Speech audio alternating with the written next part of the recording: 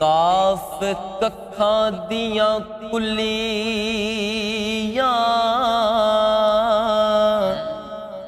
ਰੈਨ ਖੁੱਲੀਆਂ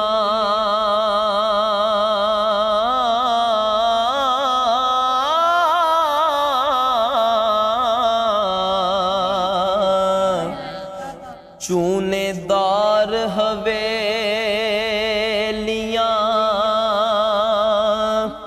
ਤੈਂਦੀਆਂ ਨੇ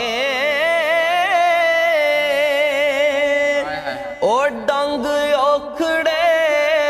ਸੌਖੜੇ ਲੰਘ ਜਾਂਦੇ ਹੋ